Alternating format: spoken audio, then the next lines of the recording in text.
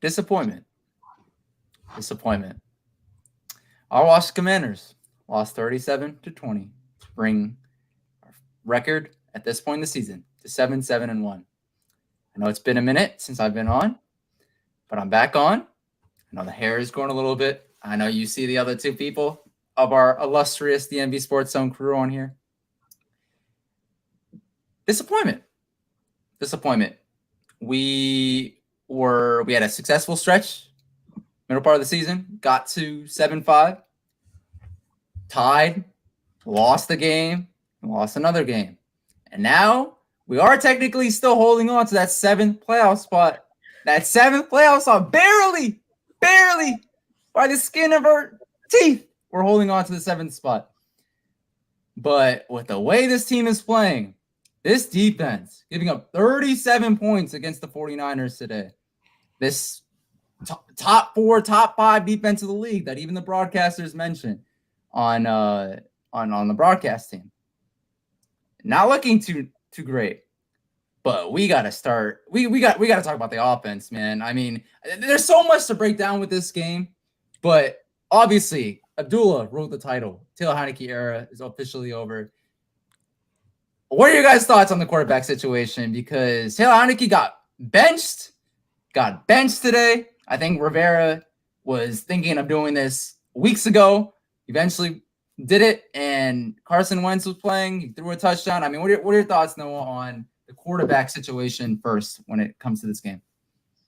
Yeah, it was. I know it's interesting. We talk about like he's that leader in the locker room. He got that dog in or whatever. But at the end of the day, if you create too many turnovers, you're gonna get benched. And it's one of those things where he already had a very short leash because Wentz got healthy. He was waiting on the bench. But the thing is, it's just a disaster situation. Because exactly, it's a disaster situation. Because usually when you bench a quarterback, you know it's going to make an impact on the game and on the team. It's gonna shift the morale, definitely, no matter who you have on the bench, downward. Ironically, when Purdy came in for the Niners, gave them a boost. But we don't have that kind of story. Heinicke was that story last year, but the magic wears off fast. And in this case, the magic's wearing off. Because the thing is, yes, he had a touchdown, but he's missing throws. He's just getting way too many turnovers. This is now the 3rd game in a row he's fumbled and lost a fumble. You cannot have your quarterback fumble that much. A running back, look at Melvin Gordon. He had a stretch where he fumbled 3 games in a row. He got cut. You can't have your quarterback starting to fumble. I know it's different than a running back situation, so it made sense that Wentz came in. But now it's, like I said, a disaster scenario because the final 2 games of the season, whether it be Wentz, whether it be Heinicke, it's just you don't have that stability in your most important position on offense, you're in trouble. You need to have the quarterback being the leader in the home stretch when we're fighting for a playoff spot. So it doesn't really matter. I mean, Heinicke is probably gone after this year. Wentz is not a long-term solution. So we're in limbo right now. And on top of that, again, we are now in a situation where we have to we might as well try to fight for the playoffs. We're not going to get a top pick. We're not going to get one of those top quarterbacks. And I think this quarterback class is pretty weak in general. If Will Levis is one of the top guys, that's a weak quarterback class. So disaster scenario all around. But I agree with the move. Heinicke needed to be benched. He just was making way too many mistakes. Looked like Zach Wilson out there. Just seeing ghosts. Speaking of Zach Wilson, I don't deserve this. Fun fact, we clinched with a win in the Lions and Seahawks loss. The Seahawks are playing the Jets next week, and the Lions are playing the Bears. So, and the Lions have a favorable schedule. I mean, actually, maybe not with the Packers to end the season, but I don't know, man. Like, the problem with this team is that we always have to rely on other teams and how they do at the end of the season in order for us to get into the playoffs. It should be on us. It should be on us to win these games. To win more than 7 games for the first time in Ron Rivera's 3 years here in DC. We still haven't done that. 7-9 his first year, 7-10 last year. We're 7-1. We've been stuck at 7 wins the last 3 weeks. We forget about playoffs. Forget about other teams doing other things to help our playoff chances. Let's get to over 7 wins, man. Can we do that? Abdullah, can we do that? It's sour, man. I mean, obviously Taylor I think we're finally at the end of this roller coaster and we can move on from this chapter. And with Carson, I mean, we already know what we expect. Bigger arm than Taylor, but as a statue in the pocket. I mean, he looked all right out there, haven't played in so long. It's frustrating, dude. And us fans, we're tired of it. It's just another season where we're middle of the pack and we got to rely on other teams losing, as Naughty says. And when are we going to, I don't know. It's Brock Purdy, a 7th round. Oh, the last pick, I know he's a rookie. And the way our defense looked out there, Chase Young coming back, obviously that was a big deal, but Chase Young he's not going to carry that defense, man.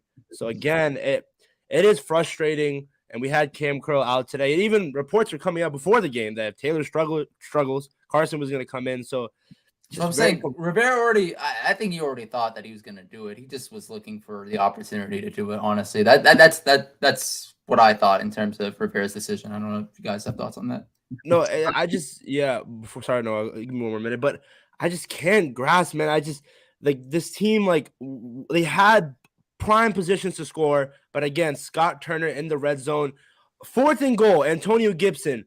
Why? Just why? You have Brian Robinson, your lead back, and you run it with AG. I can't stand Dax Milne returning a kick return, punt return. I physically just can't watch it anymore. I just want to see a touchback. That's it. And it just, there's so many things wrong with this team, and I saw the tweet, and Naughty sent this to me on Twitter. We have the running back. We have the receivers. Jahan Dotson looked incredible out there. He's a rookie. Terry is a baller. Curtis Samuel is still him. Touchdown. A touchdown. And we have offensive line needs to be revamped. But at the quarterback position, it's been so bad for the past 20. The last time we had a decent quarterback, I did an interview with the man, Brad Johnson. Look, a couple months ago. That was the last time we had a stable QB, man. It is completely frustrating. We find ourselves as fans year after year finding that quarterback, and yet we still haven't found one. I'm tired of it, man. And I think what you said right there, you mentioned, I was about to say Kirk, but then you were like stable quarterback, and you're right, because with Kirk, he was on a franchise tag twice. We didn't know if we were going to keep him beyond like a couple of seasons. So, I agree. I love watching this, Tyler. We see you're trolling, but we appreciate it. We appreciate it, Tyler. It's not like any of us thought we would win today. Like I think we talked about that off camera. Like none of us thought we would win. Right, Noah? I didn't think we would win either, but that's good. It's kind of funny because the troll is making a good point. Brock Purdy is not. He's never going to be a starting quarterback in this league. He's a great feel-good story. He's in a great system in San Francisco. And that's why I thrive. I think a lot of people in the comments see it too. There's never been a play so far. He's been a great game manager, but there's never a moment where like this guy can be a franchise starting quarterback. He'll be a great backup, but that shows how powerful the 49ers system is. You got some weapons, man. You got George Kittle, obviously Ayuk, Debo's obviously hurt, but he's usually there. You have Christian McCaffrey, and that's the thing. You have all those weapons, and the Niners have a great coach in Shanahan, who again used to be part of our staff. They help everybody come together and utilize their strengths. We have way too much talent. Maybe it's honestly time to think about the coaching. Think about the system. Turner is the worst offensive coordinator besides Matt Canada in the entire league. Matt Patricia, Canada, Turner, the top 3 worst coordinators in the league, defensive or offensive coordinator. So the system is already struggling. They're already struggling. And like you said, Abdullah mentioned before, Jahan Dotson, bro, this is a joke. We have one of the most talented rookie wide receivers, and we put so much draft capital in too. He barely gets targets unless we're absolutely down by a bazillion points like we were today, and they're forced to throw him the ball. Terry made a Pro Bowl by the skin of his teeth, and he should be a consistent Pro Bowl talent. It's not like he got hurt either. It's not made of glass. He's a consistent, healthy presence. He's like it's this DJ Moore situation where he's in a bad system. He's got way too much talent. Way too much talent. We're wasting him. And like you said, offensive line. We talked about it yesterday. As much as I hate to admit, the Giants played it right. They have faith in their linemen. But the development of our young prospects has not been great. Everyone is loving to call everybody a bust. But what about the development? It's on the coaches to develop these young players. Andrew Thomas was ranked one of the worst offensive linemen in his first couple of years. Now he's one of the best left tackles in football. And Evan Neal, you know what happened? Even though he's not doing that great this year, and he's gotten a lot of heat. The Giants have stuck by him. They've defended him. The same thing they did with Andrew Thomas. If he turns out to be even a borderline starter, a Pro Bowl guy, you have one of the best offensive lines in the league. You got a top 5 left tackle, a top 15 right tackle, and then the Giants are set for the next 7 years. And that's the problem with the Commanders. We don't develop anybody. We don't have the right linemen. We try to bring in all these players, and it's just ridiculous. Scherf is, to me, I knew we were going to lose him in the offseason, but it hurts bad. It hurts bad because we don't have a defined leader on the offensive line. He was our Pro Bowl guard, and he's gone now. So it's one of those things that's just frustrating. It's frustrating, and like I said, the system matters. All the talent in the world, you can clearly see it doesn't mean anything. We actually had a surprising amount of Pro Bowlers. Jonathan Allen, obviously Reeves, congratulations to him as a special teamer, Terry McLaurin. Like, we have all these Pro Bowlers, but we don't do anything with it because our system is inefficient and terrible. The Niners are an elite system. They plug and chug guys. Lance goes down, Garoppolo. Now they got Purdy, Mr. Irrelevant. He's a backup quarterback that looks like a starter in an elite system. You have Jordan Mason looking like a good running back on the Niners squad. Like, that's ridiculous. We have all the talent. And then Antonio Gibson, Brian Robinson. And why are we giving – no offense to Jonathan Williams. No offense to Williams. No offense to Jonathan Williams. But why is he getting so many carries in a crucial game like this? It's ridiculous. Just trust your 2 backs. Why are you spreading the ball out like you're winning by 30? You're down by 17, and you're giving carries to Jonathan Williams, bro. Shout out to him. Shout out to him. But it's like, why are we giving so many different players touches that are not our receivers? And I know it comes into tight end. We talked about that before too, but our tight end's problem, man. No safety outlet. So Heinicke, I guess, can't be all the blame. He has no safety outlet. He's not going to dump it off. He's not going to dump it off to – who's he going to dump it off to? That's the big question. I do want to say, I think ProTech, shout out to you for joining. First off, second off, go and support his channel. Great guy. Third off, I think he's referencing what Abdullah said about Kirk. So I don't think Abdullah was saying Kirk wasn't decent. I think he specifically mentioned the stability part because Kirk, even while he was here, there were like a couple seasons for sure, like when he was a starter, right, bona fide starter, when we thought, okay, he's a consistent guy for us. But then it started turning into a franchise tag. Oh, will he or won't he be around next year type of thing. So the stability part, I think, is something that Abdullah was also trying to get at. Like Brad Johnson might have been the last stable quarterback that we had, decent quarterback that we had here in DC. But yeah, Noah was bringing up some great points. I mean, I don't know, man. I don't like Wentz. You guys know how I feel about Wentz. If you guys have been watching the content on this channel since March, you know how I feel about Wentz. And I don't like Heinicke. I don't like any of our options. Howell, people keep saying, oh, let's bring on Howell. He's the answer. If he was the answer, why isn't he starting right now? Or why isn't he even getting consideration to be a starter right now for this team? I think that more needs to be talked about that. The possibility that he just isn't ready. He's a 5th round pick. I'm not saying 5th round picks can't pan out and be very good players for us. But, I mean, if he showed something to the coaches, I think he would be out there, right, guys? Right? But, okay, Hawk TV here. I'm sold on the fact that we never gave Kirk a Justin Jefferson or a Terry McLaurin level. And we had Sean Jackson in his prime, Pierre Garcia. I'm not saying, okay, hold on. None of them, even Terry, none of them are Justin Jefferson. Justin Jefferson's going to go down as an all-time great. Okay, we can't compare anybody to Justin Jefferson. Right? You can't just say Justin Jefferson type receiver like that. Those kind of guys grow on trees. No. I mean, Justin Jefferson he just broke the record, single season record in Minnesota Vikings history. Right? He has more receiving yards in a single season than Randy Moss, who played for the Vikings, and he might break the all-time NFL regular season single season receiving record this year. So who knows? So I don't think we can say giving him a Justin Jefferson type of player. The Terry McLaurin thing. I mean, I guess that's fair. Although Deshaun and Pierre combined, I mean, kind of gives you what Terry Crowder too, and Jamison Crowder too, who almost had 1,000 yards that one season before he was injured towards the end of it, which prevented him from reaching that mark. So I don't know about that, Hawk. I mean, I kind of get what you're talking about, but oh yeah, I was gonna say this. Noah brought up the tight end situation.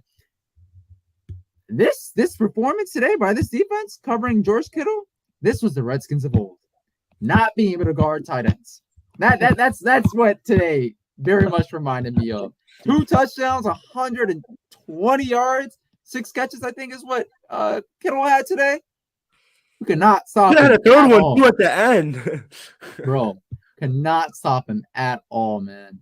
At all. Yeah, Terry is a better all-around receiver. I'm just saying, like, oh, that's out of pocket, bro. Compared to Justin Jefferson? Is that wait, no. Oh, I don't think he's talking about whoa. I hope he's not talking about Justin. I think he's talking about Deshaun Jackson and Bear. Man. I love your profile picture, IQ all the way, but that's a little out of pocket. If that's comparing to Justin Jefferson, that's out of pocket. No, I definitely think he's trying to get at I definitely think that's funny. I think he's trying to get at Pierre Garçon and Deshaun Jackson. Gotcha. But before even getting to more Commanders, though, I do want to bring up this comment from way before because I think Noah is the perfect person to discuss this. If I can bring it up, I know I saw it earlier. There we go. Ready. Noah. Oh, okay. Yeah. Shouts out to Obi. I mean, second all-time goal scored NHL history. Yeah. So the last part of that sentence, I don't know about that, but anyways, the first one. I did not see that second part. I did not see that. I just saw that either. More back to Ovechkin. Obviously, congratulations to him, but it's one of those things where I think this is why I've always said that Ovechkin is like the LeBron of hockey. He's the big, fast scorer, and that's one thing people don't give LeBron enough credit for. We don't want to get into that rabbit hole, but they're both chasing what was supposed to be impossible. Ovechkin is not supposed to be this close to Gretzky. If he scores even 30, he has 2 options. He can either score an average of 30 goals for the next 3 years, or 40 to 50 goals for the next 2 years, and he'll break Gretzky's record.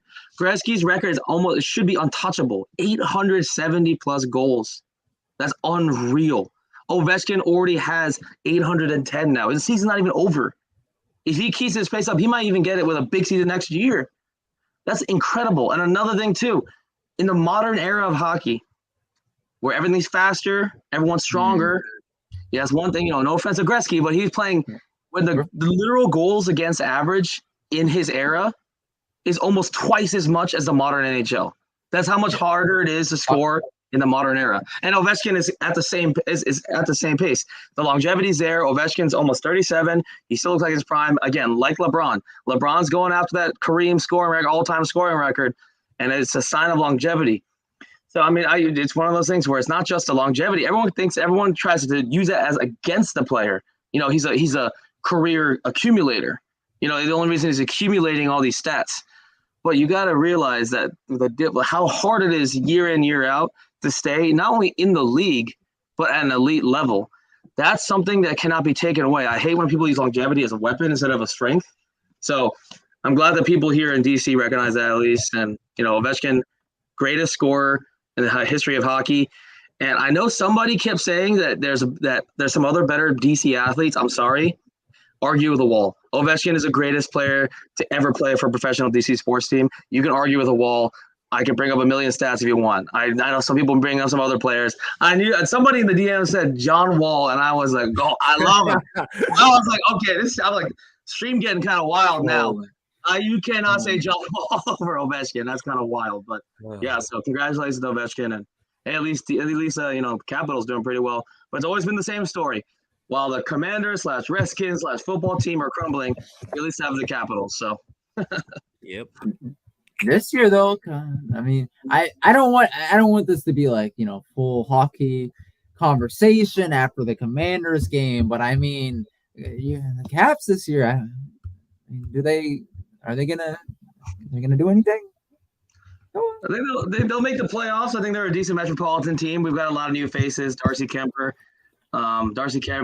Lindstrom, some other new guys. So it'll take time to mesh, but at least that's one thing is that we always have that rock, and that's Ovechkin, which we don't have. We're just talking about on the stream. We don't have a rock on this franchise. We have Terry, but no offense to receivers, we need a quarterback. or even a middle linebacker. That's the heart and soul of a defense, heart and soul of an offense. Jonathan Allen is great. He's the heart of a defensive line. Is he really heart of a defense? Not really. I think so. But I get your point, though. Yeah, he's the captain. He's a captain, but when Kittle's going off for 2 touchdowns and 100-plus yards, Jonathan Allen not covering George Kittle. We had Luke Kuechly. He's clamping that man up, and that's the heart and soul of a defense. That stops the bleeding. Quarterback stops the bleeding. We don't have either. We don't have a franchise quarterback, and we don't have a franchise middle linebacker. The Niners are a perfect example of what I'm talking about. Fred Warner has proven not only he's the best middle linebacker now, but he could be the best linebacker of this decade if he keeps on this pace of the 2020s. He's the backbone of that Niners defense, and that's why they're the best defense in the NFL because he's their bread and butter. They got Nick Bosa, who arguably might win Defensive Player of the Year, and he's not even the heart and soul of that defense. He's even said on interview, I am not the heart and soul of the defense. Fred Warner is the heart and soul of this defense. He's the one calling the play. He's the one calling for audibles. We don't have a backbone. I mean, I think that's why, a perfect segue with Ovechkin. We don't have a backbone to either side of the ball. Of course, we're going to lose these tight games. When it matters most, we're going to crumble. We don't got a leader to hold them accountable. Because the thing is, the defensive line can play their part. But we didn't lose in the trenches. We got destroyed in the passing game. I'm sorry, George Kittle's a talented guy, but you cannot give up 2 touchdowns to a tight end. He's talented supremely. But you cannot give 120-plus yards and 2 touchdowns to a tight end. Then you know you're going to lose the game when that happens. Because everything else opens up. You can't cover a tight end. You're not going to cover anybody else. So. Facts on facts on facts. No printer. Shout out to everybody in the chat. Raza with the A-Rod. I want to talk about this. Kind of. I'm not going to fully get into this because this is what a video is for. But Abdullah, man, Lamar Jackson take. First off. Second off, I want Lamar Jackson here in DC. I want Lamar Jackson so badly. Huh? $270 million. I don't care. I don't care. And also, we're gonna have so much cap space this upcoming offseason once we cut a couple of players and once a couple of players are no longer on the books.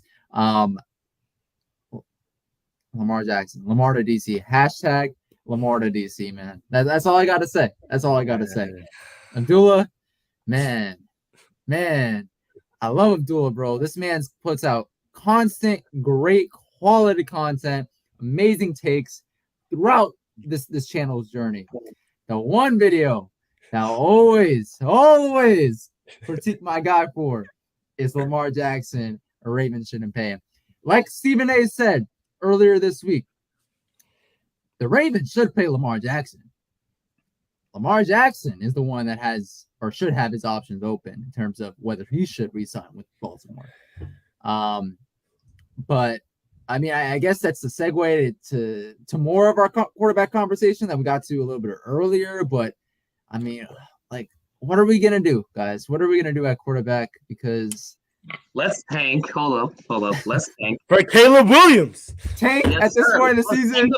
Let's bring the hometown kid back. Let's bring the Gonzaga kid back, and he's gonna do his best, and we're gonna ruin his career. But at least for those 2 years, he's gonna look like a baller. So that's apparently the Commanders' Redskin way. Let's bring him back, get all the hype, and let's ruin his career. And that's what's gonna happen. I swear to God. On Christmas Eve, we're gonna get Caleb Williams. We're gonna tank, and we're gonna ruin his career. But at least we'll have him for 2 years. Man. And you know how sad it is that we're talking about tanking for a guy in 2024. In 2024. Not this upcoming draft, guys. We're talking about 2 years from now.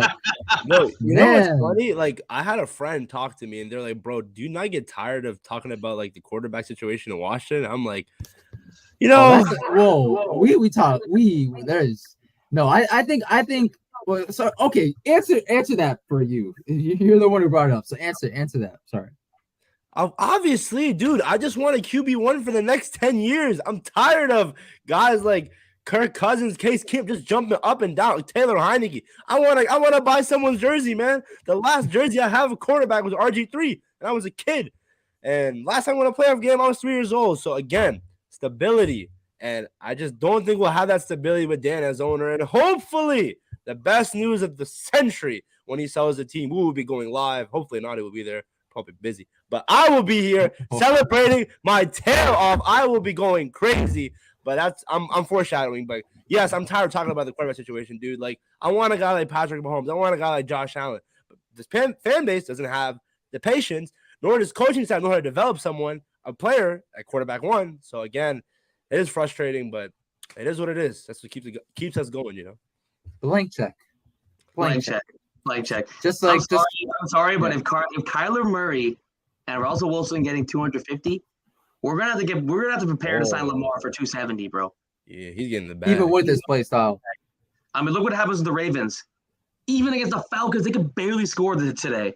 They need Lamar. That's how badly Lamar carries that team. I think now that he's injured for the first time in a while, people realize, like, wait a minute, like, we kind of forgot. Lamar won unanimously the MVP. This is a MVP quarterback. I don't know why he doesn't get the credit he deserves. Everyone talks about all these other guys. Lamar won MVP. He's going to get $280 million, and someone's going to pay him. I don't know if it's the Ravens, if it's us. Somebody's going to pay him a bag.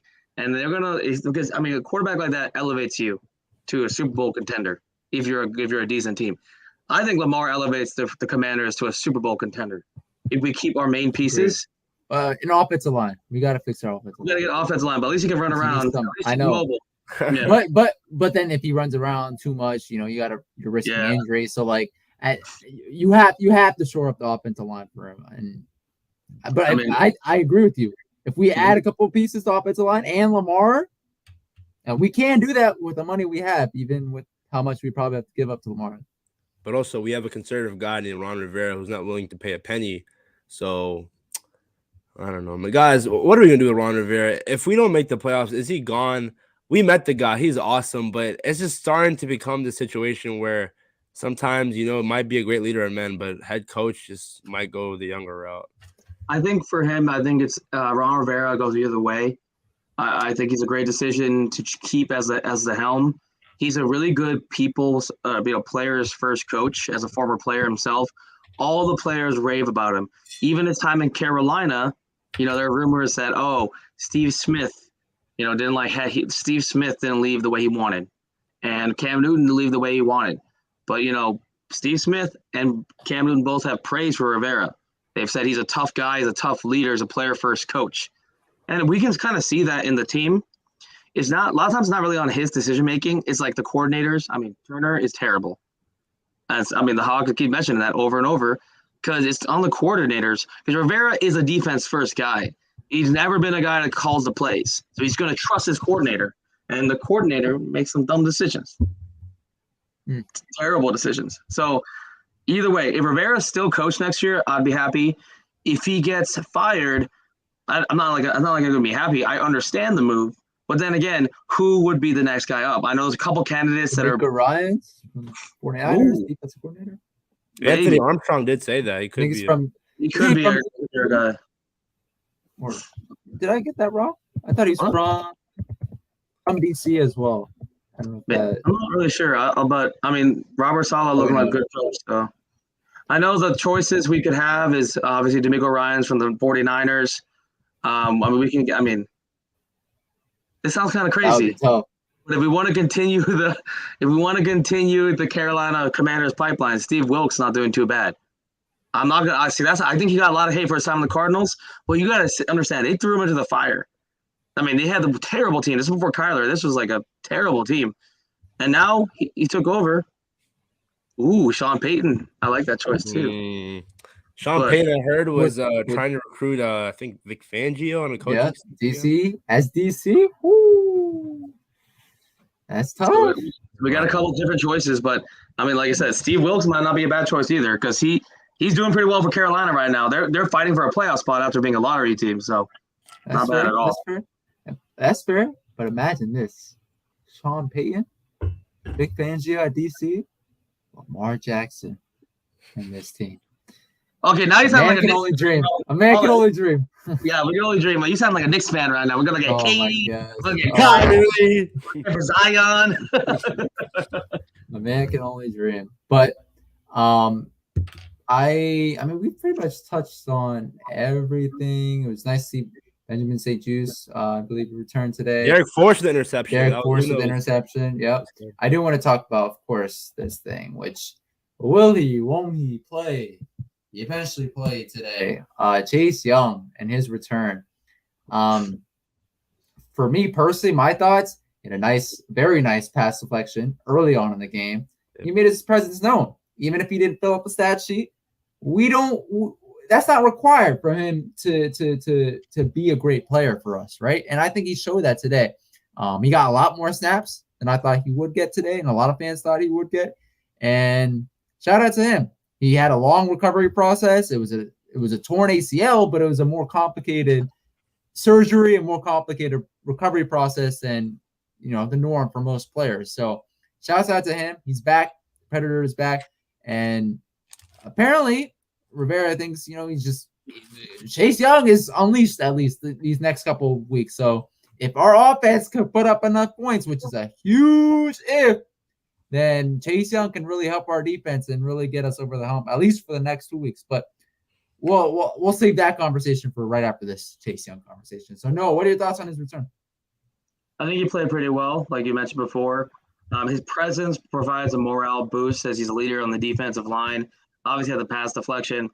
There were a couple times where he did look a little bit overwhelmed. I just think it's him shaking off the rust. You also got to keep in mind that this is the same offensive line that unfortunately has our greatest lineman ever, Trent Williams, on the other side. I saw that they were trying to rotate him around, try to exploit, because that's the one weakness of the 49ers is McGlinchey is a terrible tackle. He is kind of their weak point. They tried to attack him. They brought Chase over a couple of times to the left side, tried to rotate him around. I mean, he did all right. I think one thing is just like we're happy that he was healthy. He wasn't a negative return. I think right now we got to just expectations right now just be healthy and be a healthy starter. He wasn't a negative impact. Was he a huge positive impact? Absolutely not. But it wasn't a detriment to the team, which is a pretty good sign considering he hasn't played in a very long time. So, yeah, I mean, I'll give him a B, maybe a B minus, but I think it's a solid return and he can build on that. I know we're going to talk about at the end of the stream. I saw Dave and DC mention a lot what we can do for those last 2 games, but I'll kind of save that for the end. Yeah, and I mean, you mentioned Trent, man. You double that with the fact that Charles Leno has been one of the most overrated players on this team the last couple of seasons. I've been holding my tongue a little bit. I mean, we all see like the Walter Payton Man of the Year stuff, bro, like spamming our Twitter feed and all that. And he seems like a great man, but in terms of his play, man, I'm sorry. Like he was solid for us. He's solid for us in spurts, but then you see these kind of games where he just gets turned around constantly. I get it's the 49ers, it's Nick Bosa, but it doesn't just have to be a Nick Bosa thing. It could be Kayvon Thibodeau last week. It could be a lot of other players that just make us realize that Charles Leno, one, is obviously not nearly the type of player that Trent Williams was, and two, I don't know, man, about his future as the starting left tackle here in DC.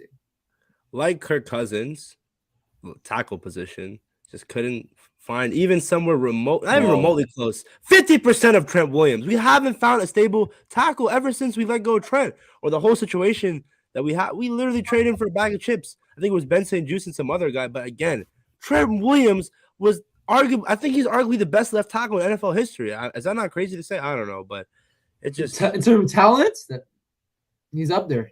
Talent, absolutely. In terms of resume, Anthony Munoz, but yeah.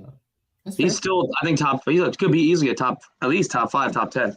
But yeah, I think sorry to interrupt, but I think the Leno hate is kind of undeserved. He's got a decent PFF grade. He ranks positively. He's in the top 15 of left tackles. He's only given up 6 sacks, which is not horrible. Only. That's not too bad. That's still in the upper tier of tackles. Wrong Christian. I mean, like you said, another thing you got to consider too is that the Commanders' offensive line is kind of mid. So it just mid. That's kind of considerable, but I don't know. In terms of Leno, okay, I kind of agree that he's not. Okay, I agree with that, but Leno's not a. I don't know if he's a left tackle for a Super Bowl contender, but I would love to keep him on the line as a veteran. Maybe right tackle, left tackle, like definitely left tackle. Move him to guard. He's played snaps at left guard. He's played right tackle, so it's not like a huge deal. I wouldn't get rid of him because we need to keep some stability. We've already lost every good lineman we've ever had, so that's my take on it. I know he's not an elite left tackle, but keep him on the team. Left guard, right tackle, better than anyone else we have over there. So.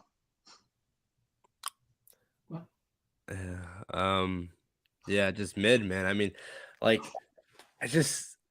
I don't know, man. It just goes back. We're pointing at the offensive line. We're pointing at Scott Turner. We're pointing at Taylor Heinicke or Carson Wentz or whoever it is, man. It's just the offense just can't play as a whole, and it sucks because we have great guys in key positions like our skill players and running back, and AG is pretty good too.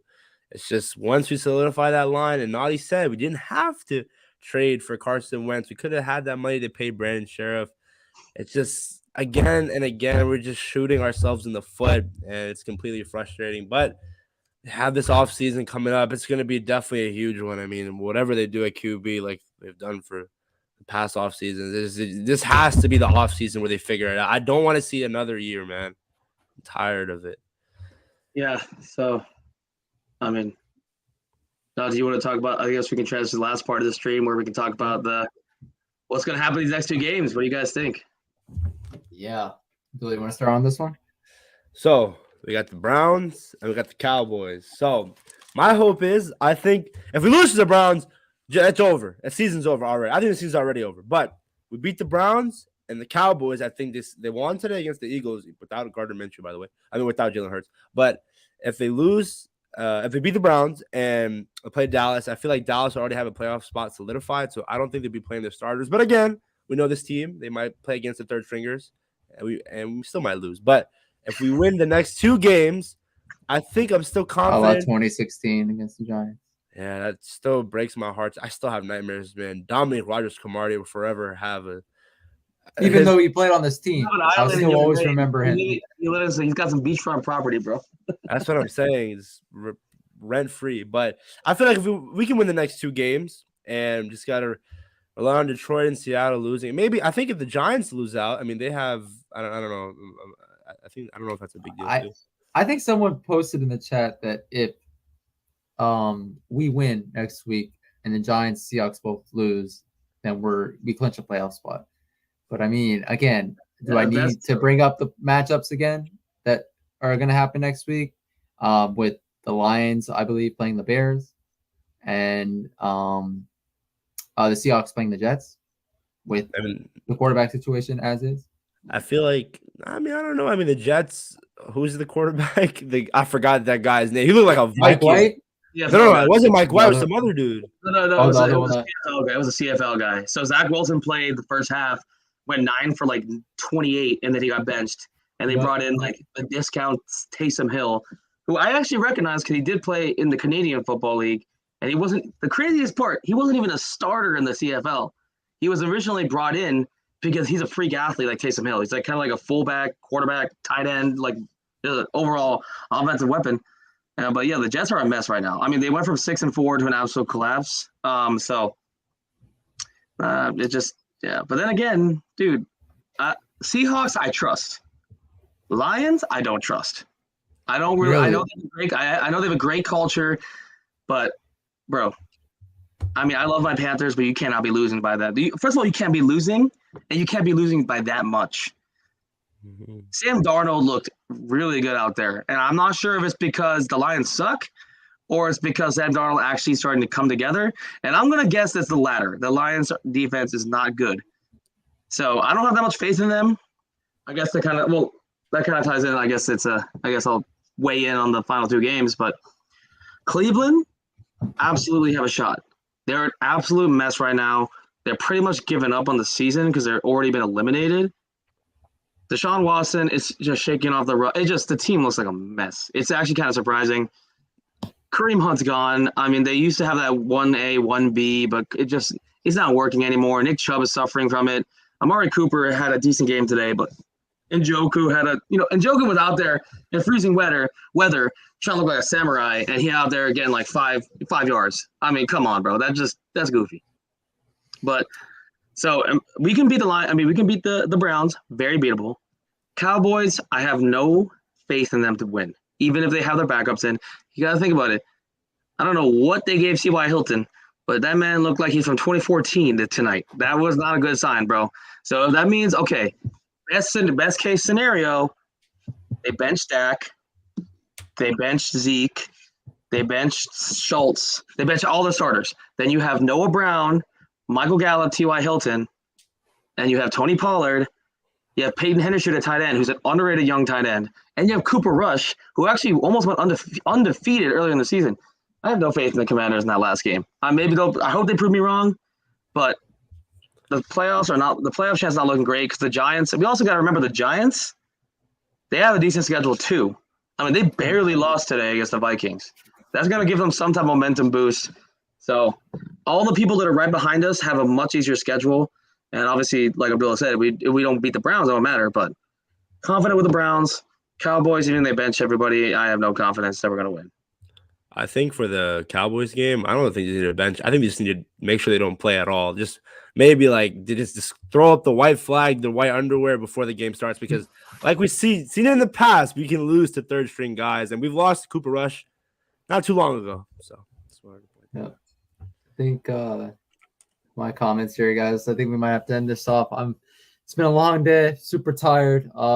Even before this game, and I will just say this in terms of the next two games. I wasn't confident that we'd make the playoffs before this game today, and I'm definitely not confident we'll make the playoffs after this game. I think we will lose against the Browns, and if the Cowboys play their starters, I think we'll lose that game as well. The Browns, if you guys might not remember this, but right after they traded for Deshaun, I thought they were going to win the Super Bowl within the next 2 years, or not win, make it to the Super Bowl within the next 2 years. I'm still holding on to that. I think the Browns have a very good chance of doing so next year. Obviously, this season is a lost season. I knew that going in, though. Deshaun Watson out for 11 games. It is what it is. But, I mean, the Browns are still a talented team.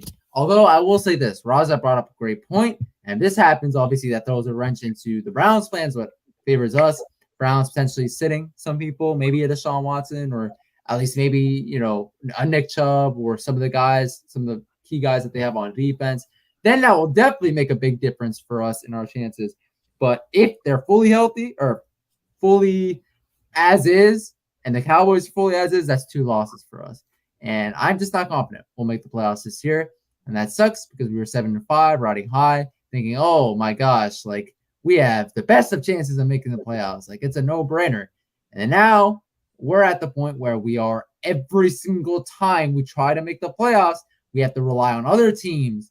And for other teams to lose specifically for us to get to the playoffs. And it's just the state of Washington Redskins football team, Commanders football in our lifetimes. You love to see it. You love to see it. Not really. No, believe, bro. Believe in the mid, bro. Believe in the mid. Left hand up. Who are we? Some trash. Hey, we're not trash. I'll stick with mid rating right here. We're mid. We're definitely mid. But with that being said, this is the John Wall. Yeah, man. With that being said, Ovechkin apparently. So, yeah. Yo, shout out to Nardi for coming back too. I was missing you, man. Yeah, bro. I had to. Again, it's been a long day, long month plus, but I appreciate you guys especially for holding on the fort while it's gone. Noah, I know you're super busy. You were able to join the streams with Abdul. I saw that with Evan as well. You guys are the best. You guys are half the reason why I do all this work. The other half, you are a big reason why I do this work. The other 2 reasons is the people, the supporters that we've had. Appreciate that very much.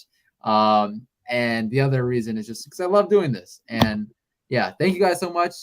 All the DMVSportsZone content creators, you guys know I love you and appreciate everybody in the chat as well. Rock City Posse for what is it, Abdullah? I don't want to mispronounce Fareed. it. Fareed Ayubi. Appreciate you very much. MG, Raza, as always. Everybody in the chat, Hawk TV, some trollers as well. appreciate the trolling as well, because that brings some more back and forth, and we love the back and forth, whether you are a fan of an opposing team or a fan of our team. And yeah, we have the Browns. That Browns game will be next week, and it will be against the Commanders at home. It will be at FedEx Field at 1 p.m. next Sunday on July. I was going to say July. Whoa, January 1st. That tells you how tired I am. January 1st, New Year's Day. Yes. Hopefully we could bring in the new year. Hey, at least it's pretty crazy, man, that it's Christmas Eve, 8:40 Eastern time. Oh. Everybody in this chat right now, we're able to talk about some Commanders football. After a loss. After a loss. Awesome, man. After a loss. But with that being said, Merry Christmas. Happy holidays, everyone. This is the best time of year. Go out. Spend time with family. Stay home, actually. Spend time with family. Be safe. Have a good time. Eat some good food. Be safe. And see you guys on the next one. Oh, I almost forgot. I'm rusty. My bad. Please make sure to like, comment, subscribe to the DMVSportsZone channel. We're like to most fire content like this as much as possible. Also, Abdullah's videos, interviews, everything. I mean, it's gonna continue. It's gonna continue. One day I'm gonna get someone big, man. Just wait. Get RG3 in here, bro. RG3 potentially. That would be epic. Well, we definitely work on that. That needs to be. Oh my gosh, bro. That man was like. He was like the chief keep of football, bro. Just like I don't know, like I can't even like in terms of the impact here in the DMV, bro. Oh heck yeah, I agree, bro. Like I feel like that's a great comparison. But yeah, please make sure to also follow our Twitter page at DMVSportsZone, Instagram page all lowercase DMVSportsZone, where we'll have a must-see post as always coming up, and TikTok as well at DMVSportsZone. And with that being said, thank you guys again so much for watching. Stay warm. Merry Christmas. Happy holidays. So cold outside. Yes, it is. Yes, it is. See you on the next one.